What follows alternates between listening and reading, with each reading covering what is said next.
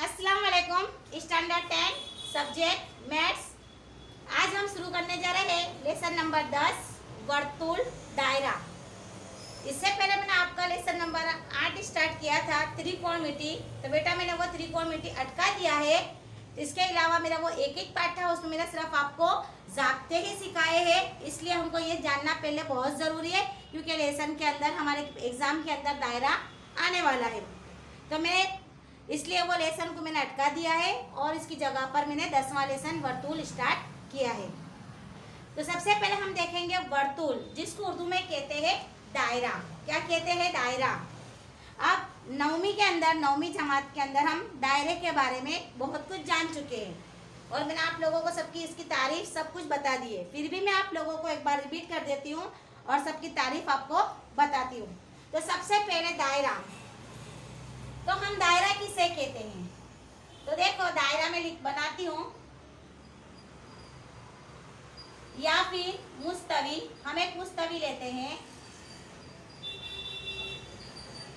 ये मुस्तवी है, हम 9वीं जमात में पढ़ चुके हैं।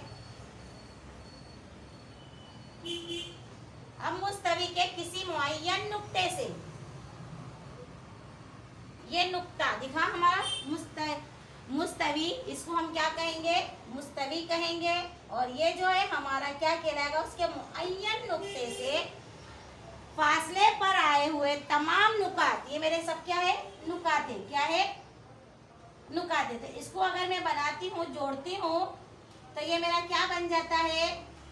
वर्तुल, जिसको हम उर्दू में कहेंगे दायरा। तो इसकी तारीफ हम किस तरह से पेश करेंगे कि मुस्तवी के किसी मुअय्यन नुक्ते से मसावी फासले पर वाक़े तमाम नुक्तों के सेट को हम क्या कहेंगे? दायरा कहेंगे। क्या कहेंगे? दायरा। और इसके जो बिस्का है, ये जो आपको दिख रहा है, इसको गुजराती में बोलते हैं केंद्र, जबकि हम उर्दू में इसको क्या कहेंगे? मरकज। तो सबसे पहले हम दायरे की तारीफ लिखेंगे, जिसको गुजराती में हम क्या कहते हैं? वर्तुल। हेडिंग डालेंगे हम, दायरे की तस्वीर भी बनाएंगे कि मुस्तवी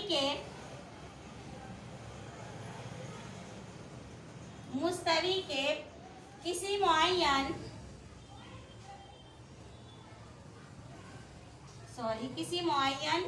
नुक्ते से, मुस्तवी के किसी मुअय्यन नुक्ते से मसावी फासले पर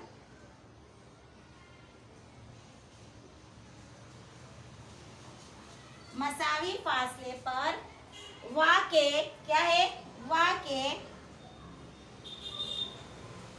तमाम नुकात के सेट को, तमाम नुकात के सेट को क्या कहते हैं? दायरा कहते हैं। पड़ गई समझ कि मुस्तवी के किसी मुअय्यन नुक्ते मसावी फासले पर वाक़े तमाम नुक्ते के सेट को, नुकात के सेट को दायरा कहते हैं। अब दायरा तो हो गया, लेकिन दायरे के अंदर ये जो है, ये जो दिखता है, ये क्या कहलाएगा? मेरा केंद्र। क्या कहलाएगा? केंद्र, जिसको उर्दू में हम क्या कहेंगे? मरकज। क्या कहेंगे? मरकज। तो मरकज की तारीफ अगर देना हो तो वो मुअय्यन नुक्ता दायरे का मरकज कहलाता है। क्या लिखेंगे? वो मुअय्यन नुक्ता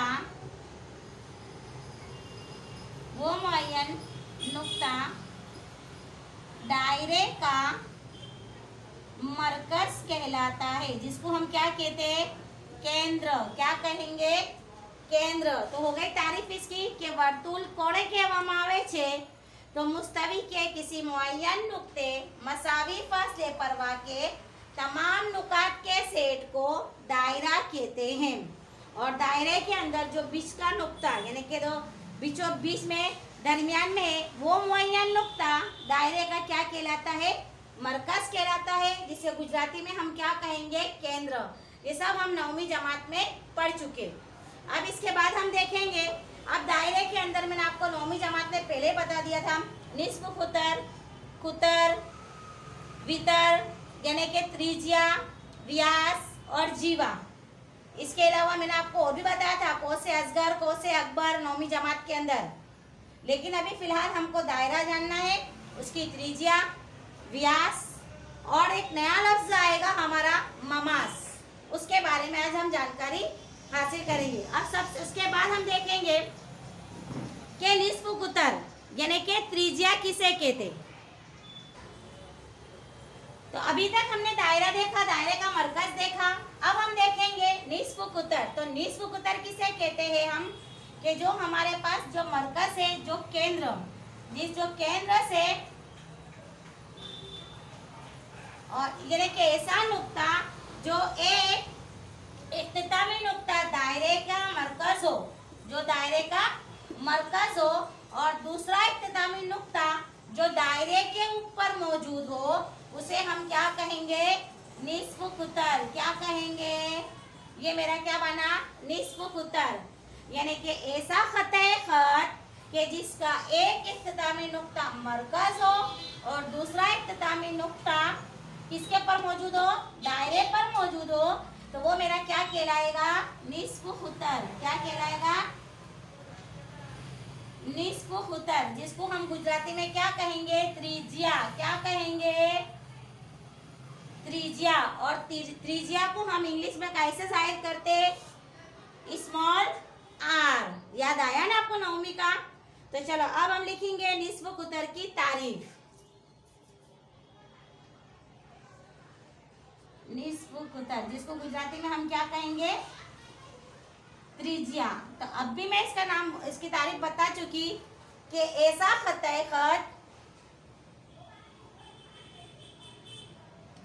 ऐसा खत जिसका एक इख्तितामी नुक्ता, जिसका एक इख्तितामी नुक्ता क्या हो, मरकज, और दूसरा इख्तितामी नुक्ता क्या हो, इख्तितामी नुक्ता किस पे मौजूद हो, दायरे पर हो, दायरे पर हो, तो वो मेरा क्या कहलाता है, दायरे पर हो उसे निस्फ कुतर कहते हैं। और किससे जाहिर करते हैं उसको इंग्लिश में, स्मॉल आर। तो ये हुआ मेरा निस्फ कुतर के ऐसा खत कि जिसका एक इख्तितामी नुक्ता मरकज और दूसरा इख्तितामी नुक्ता, यहाँ पर नुक्ता आएगा, नुक्ता दायरे पर हो, उसे निस्फ कुतर कहते हैं। यानी कि देखो, एक नुक्ता मेरा मरकज है और दूसरा मेरा, अब ये जरूरी नहीं है कि मेरे ऐसा बनाए तो ऐसा ही होगा, कभी कभी ये ऐसी भी हो सकती त्रिज्या, या फिर यू भी हो सकती है। तो आप कहेंगे टीचर ने ऐसा बताया, ऐसी ऐसी नहीं, त्रिज्या कहीं पर भी हो सकती है। तो एक ऐसा खत जिसका एक इख्तितामी नुक्ता मरकज और दूसरा इख्तितामी नुक्ता दायरे पर हो, उसे निस्फ कुतर कहते हैं। अब इसके बाद क्या आएगा हमारा, व्यास, जिसको हम उर्दू में कहेंगे कुतर। तो कुतर के बारे में अब हम देखेंगे, उसकी तारीफ लिखेंगे।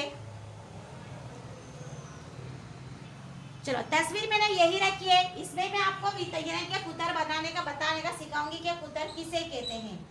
तो दायरे के मरकज से गुजरने वाला, यानी कि दायरे के मरकज से गुजरने वाला, जो मरकज से आर पार हो, जिससे दायरे के दो सही भाग पड़ते हैं। तो दायरे के मरकज से गुजरने वाला खत दायरे का क्या कहलाएगा, कुतर कहलाएगा। तो जिसको हम गुजराती में कहेंगे व्यास, और जिसको इंग्लिश में हम किससे जाहिर करते हैं, स्मॉल डी।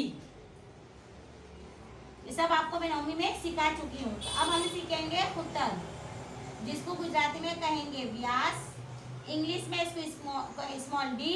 और इसकी तारीफ हम क्या लिखेंगे कि दायरे के मरकज से गुजरने वाला वितर, ये हमारा क्या कहलाएगा, दायरे का सबसे बड़ा वितर कहलाता है। तो दायरे के मरकज से गुजरने वाला गुजरने वाला वितर दायरे का कुतर कहलाता है। क्या कहलाता है? कुतर कहलाता है। तो ये जो है मेरा क्या कहलाया? कुतर कहलाया। अब यही तस्वीर के अंदर मैं आपको बताऊंगी कि वितर किसको कहते, जिसको हम गुजराती में कहेंगे जीवा, उर्दू में कहेंगे वितर और गुजराती में कहेंगे जीवा। तो देखो किसको कहेंगे कि ऐसा खत है खत कि जिसके दोनों इख्तितामी नुकात दायरे के नुक्ते पर हो उसे वितर कहते हैं। ऐसे नुकात जो दायरे के ऊपर, दो इख्तितामी नुकात जो दायरे पर मौजूद हो वो मेरा क्या कहलाएगा? वितर। तो ये मेरा क्या कहलाया? वितर कहलाया। गुजराती में इसको कहते हैं जीवा। जबकि ये मेरा क्या कहलाएगा? ये जो भाग है ये क्या कहलाएगा? कुतर, जिसको हम क्या कहेंगे? व्यास। एक ही तस्वीर में मैंने सब आपको बता दिया। तो अब वितर की तारीफ हम क्या करेंगे? हाँ, दूसरी बात, ये जीवा जो है वो जरूरी नहीं है कि यहाँ पर ही हो सकती है। जीवा यहाँ पर भी हो सकती है, यहाँ पर भी हो सकती है और यहाँ पर भी हो सकती है। तो मेरे बनाए जरूरी नहीं कि हर तस्वीर में जीवा यहाँ पर ही मौजूद हो। तो वितर यानी कि जीवा।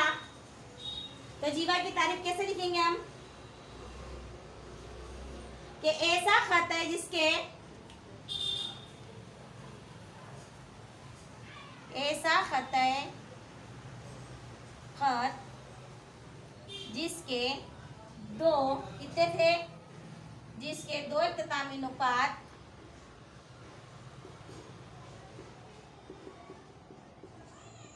दायरे पर क्या हो?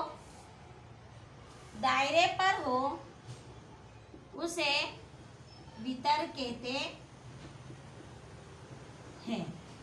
तो ये था हमारा सारा नवमी का कि कुतर क्या है, निस्फ कुतर क्या है, मरकज क्या है, वितर क्या है, यानी कि त्रिज्या, व्यास, जीवा और केंद्र। तो ये तमाम के तमाम मैंने आपको तारीफ लिखाई। अब हम 10वीं के अंदर आए हैं। तो 10वीं के अंदर एक हमारा नया नाम आएगा जिसे हम कहेंगे ममास। क्या कहेंगे? ममास, दायरे का ममास, जिसको हम गुजराती में कहेंगे वर्तुलनो स्पर्शक। क्या कहेंगे? वर्तुलनो स्पर्शक। तो अब उसके बारे में हम जानकारी हासिल करेंगे। चलो अब हम सीखेंगे दायरे का ममास। कि दायरे का ममास किसे कहते हैं, यानी कि वर्तुलना स्पर्शक। क्या कहेंगे? वर्तुलनो स्पर्शक। यहाँ मैंने आपके सामने 3 दायरे बनाए हैं और तीनों की तस्वीरें अलग है। तो यहाँ पर देखो कि पहली जो तस्वीर है, तो यहाँ पर जो मेरा खत है, तो ये खत इसको छूता है, नहीं छूता है, यानी कि इसका मतलब ये दो एक दूसरे को खता नहीं करते, इसका मतलब इससे कोई इसका ताल्लुक नहीं है। लेकिन जो दूसरी तस्वीर है मेरे पास, उस दूसरी तस्वीर के अंदर जो नुक्ता है एक, वहां से जो मैंने खत खींचा है तो वो इसको खता करता है, यानी कि दायरे को छूता है। तो इसका मतलब क्या हुआ कि ये जो मेरा कहलाएगा, ये क्या कहलाएगा? दायरे का ममास कहलाएगा। क्या कहलाएगा? ये दायरे का ममास। क्या कहेंगे? दायरे का ममास, जिसको गुजराती में कहेंगे वर्तुलनो स्पर्शक। क्या कहेंगे? वर्तुलनो स्पर्शक। और जो नुक्ता जो कहलाएगा, ये मेरा क्या कहलाएगा? नुक्ता ममास। क्या कहलाएगा? जो नुक्ता है ये मेरा क्या कहलाएगा? नुक्ता ममास, जिसको हम गुजराती में क्या कहेंगे? स्पर्शक बिंदु। क्या कहेंगे? स्पर्शक बिंदु। स्पर्शक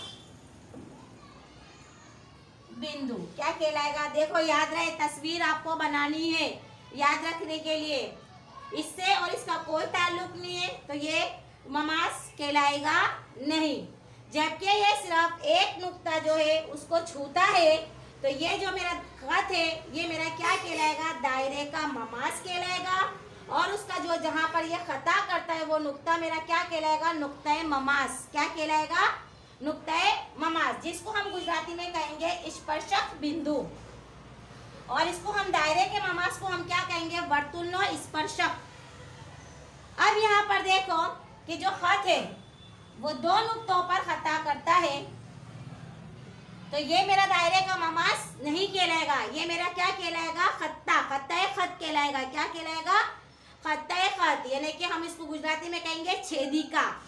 तो ये जो खत है जो दायरे के बीच में दरमियान में से जाता है, जो खता करता है दायरे को, देखो ये खता नहीं करता बल्कि ये क्या करता है, सिर्फ इसको छूता है।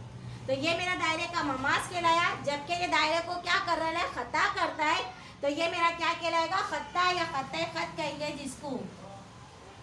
और जिसको गुजराती में हम कहेंगे छेदिका। क्या कहेंगे, छेदिका।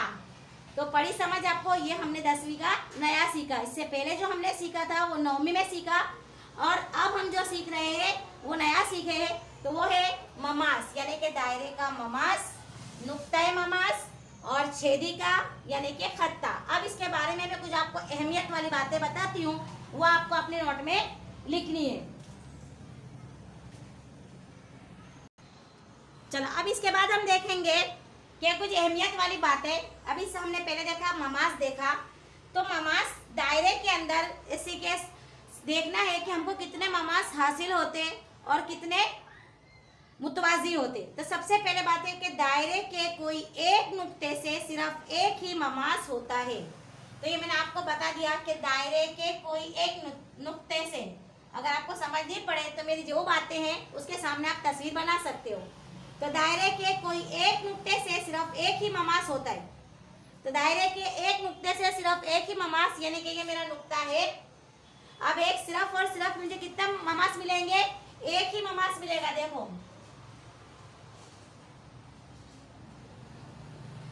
तो क्या दिला है कि दायरे के कोई एक नुक्ते से, यानी कि कोई एक नुक्ते से सिर्फ और सिर्फ कितना मेरे को ममास मिलेगा, एक। कोई एक स्पर्शक बल से, तो दायरे के कोई एक नुक्ते से सिर्फ एक ही ममास मिलेगा। अब दूसरा है कि दायरे के ज्यादा से ज्यादा दो मुतवाजी ममास होते हैं।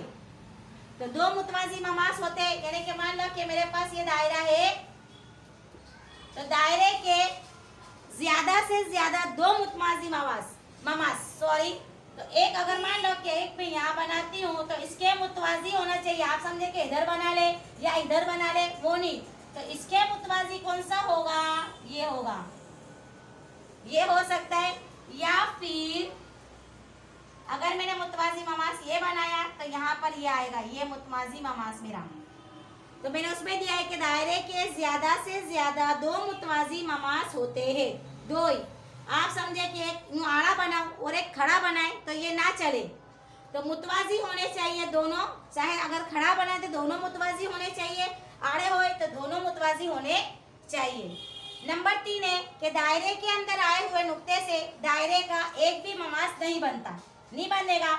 मान लो फर्ज करो कि मैं बनाती हूँ, देखो आप कि मेरे पास ये दायरा है और ये दायरा नुक्ता अंदर है। तो सवाल मेरा क्या है कि दायरे के अंदर आए हुए नुक्ते दायरे का एक भी ममास नहीं होता है। अगर मान लो कि मैं यहाँ से ममास बनाती हूँ तो ये मेरा ममास ना कहलावे, ये क्या कहलाएगा, मेरा छेदिका कहलाएगी। तो ये दायरे के अंदर से नहीं बनेगा, तो ये गलत है। तो इसलिए दिया है कि दायरे के अंदर आए हुए। हम इससे पहले 9वीं में पढ़ चुके हैं कि दायरे के कितने हिस्से होते हैं। तो दायरे के एक अंदर का भाग होता है, एक बाहर का होता है और एक खुद दायरा होता है। ये हम पहले 9वीं में पढ़ चुके हैं। तो दायरे के अंदर आए हुए नुक्ते से एक भी ममास हमको हासिल नहीं होगा। अगर आप बनाओगे तो वो क्या कहलाएगा, खत्ता कहलाएगा, खत्ता खत कहलाएगा। इसलिए दायरे के अंदर आए हुए नुक्ते से दायरे का एक भी ममास बनेगा नहीं। अब इसके बाद है कि दायरे के ऊपर आए हुए, अभी अंदर था, अब दायरे के ऊपर आए हुए, तो ये दायरे के ऊपर है। तो दायरे के ऊपर आए हुए नुक्ते से दायरे का एक और सिर्फ एक ही ममास बनता है, जो मैंने पहले ही बता दिया आपको। या फिर आप इधर बनाओ या फिर इधर बनाओ। तो क्या बनता है कि दायरे के ऊपर आए हुए नुक्ते से दायरे का एक और सिर्फ एक ही ममास होता है। उसके बाद दायरे के बाहर देखो, दायरे के बाहर आए वो नुक्ता, ये नुक्ता यहाँ है, तो चलो ये दायरे के बाहर एक नुक्ता आया। तो दायरे के बाहर आए हुए नुक्ते से, तुम ये नुक्ता मत समझियो, इसे नुक्ता ना बोले, ये मरकज है मेरा। तो दायरे के बाहर आए हुए नुक्ता, तो दायरे के बाहर आए हुए नुक्ते से दायरे का ज्यादा से ज्यादा 2 ममास हमको हासिल होंगे। कितने ममास हासिल होंगे हमारे को? 2। और वो दोनों के माप भी हमको कैसे हासिल होंगे? मसावी होंगे। देखो, एक ममास यूं आएगा और एक ममास यूं आएगा।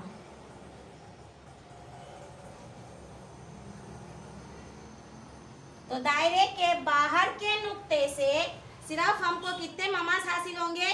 2 हासिल होंगे।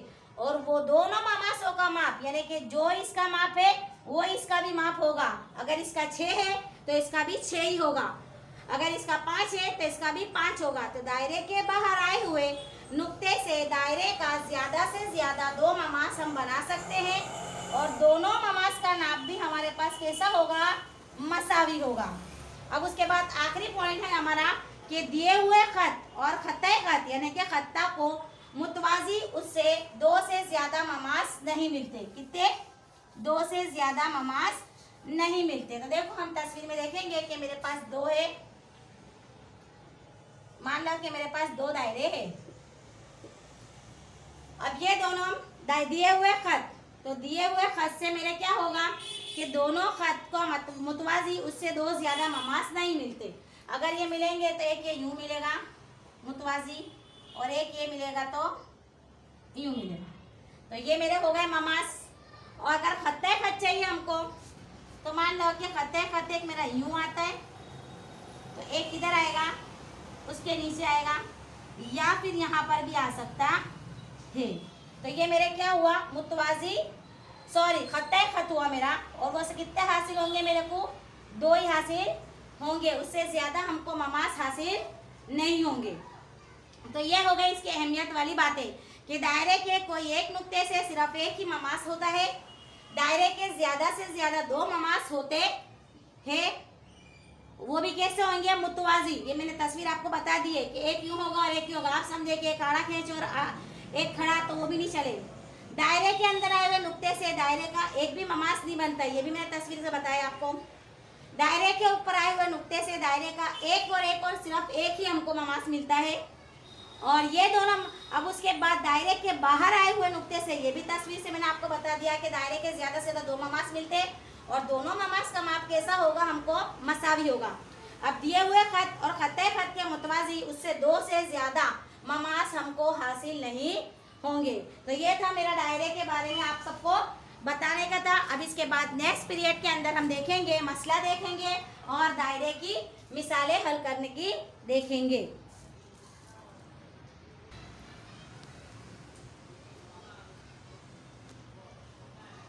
तो अब इसके बाद हम नेक्स्ट पीरियड में देखेंगे दायरे के मसला और दायरे की मिसालें। तो इससे पहले आपको मैंने ये सब आपको दायरे के बारे में त्रिज्या, व्यास और जीवा, केंद्र यानी कि निस्फ कुतर और वितर और केंद्र के बारे में बताया। और इसके बाद मैंने आपको ममास यानी कि स्पर्शक, दायरे का स्पर्शक और नुक्ते ममास यानी कि स्पर्शक बिंदु, वर्तुलना स्पर्शक बिंदु के बारे में आपको सब कुछ जानकारी दी, यानी कि आगे चल के हमको कोई प्रॉब्लम ना हो, इसलिए मैंने पहले ही आपको सब सारी की सारी बातें आपको बता दी। अब इस नेक्स्ट पीरियड में हम मसला देखेंगे।